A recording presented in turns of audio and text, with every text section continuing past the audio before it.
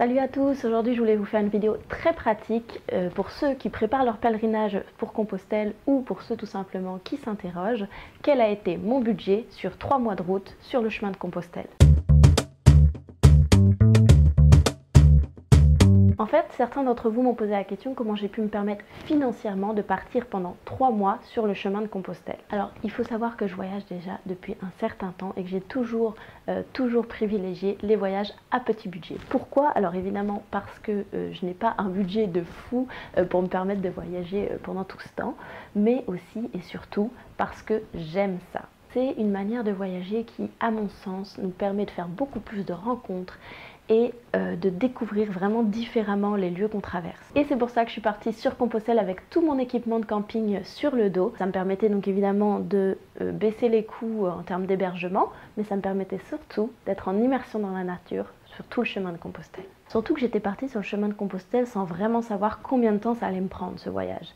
Donc l'idée c'était vraiment de faire durer les économies le plus longtemps possible sur le long terme. Pour prévoir son budget sur Compostelle, c'est assez simple parce que les deux grandes sources de dépenses vont être l'hébergement et la nourriture. À savoir qu'en Espagne c'est vraiment beaucoup moins cher qu'en France. On trouve des places en dortoir entre 5 et 10 euros. 15 euros maximum, alors qu'en France on trouve plutôt des places en dortoir 10 euros quand on est chanceux et puis sinon 15 euros jusqu'à 25 euros des fois. Sachez qu'il existe en France comme en Espagne des hébergements qu'on appelle des donativos qui sont en fait des gîtes avec des dortoirs où l'on donne financièrement ce que l'on veut pour la nuit et souvent il y a également le repas du soir et le repas du matin qui est compris et donc pareil encore une fois ça marche sur la donation où on donne selon son porte-monnaie, selon son budget ce qu'on peut. Et d'ailleurs c'est assez frustrant parce que ce genre de gîtes en général sont des endroits avec un accueil d'une chaleur humaine très incroyable et c'est aussi pour ça que moi personnellement je les ai privilégiés sur ma route et c'est frustrant parce que souvent on a envie de donner plus à ce genre d'établissement plutôt qu'à des endroits où il y a quasiment pas d'accueil ou alors un accueil très froid et où on paye 25 euros la nuit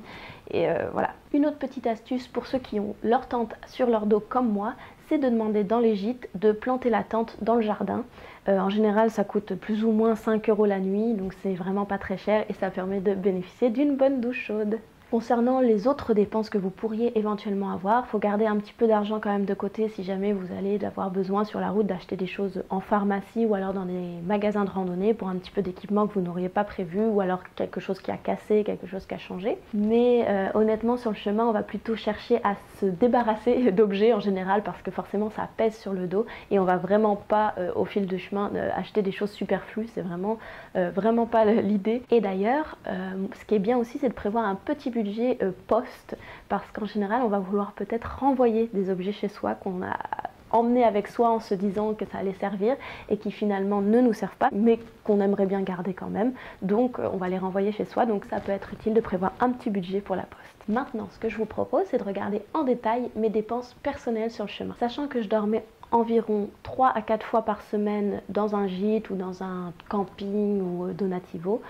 Ça fait une moyenne à peu près de 50 euros par semaine pour le budget logement, ce qui donne environ 600 euros pour 3 mois. Pour la nourriture, généralement le midi je mangeais un petit sandwich que je me faisais moi-même et le soir des pâtes au réchaud. Et si on compte en plus les petits extras où des fois j'allais au resto, des fois je me payais des petites gourmandises, des fois je me payais une petite bière le soir, donc avec l'alcool aussi inclus, ça remonte à peu près à 10 euros quand même de nourriture par jour, soit pour 3 mois ça monte à 900 euros pour la nourriture.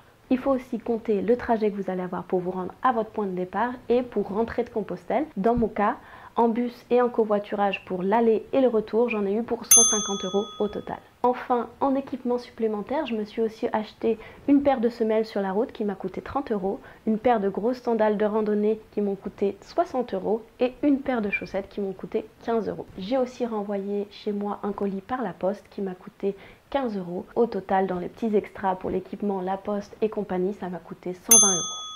Alors, en additionnant toutes ces dépenses, au total, pour 3 mois de route sur le chemin de Compostelle, j'en ai eu pour 1770 euros.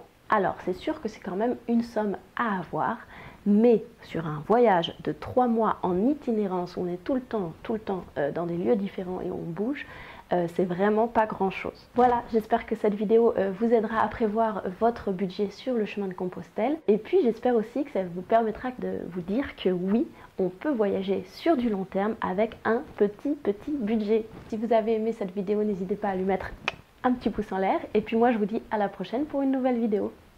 Salut!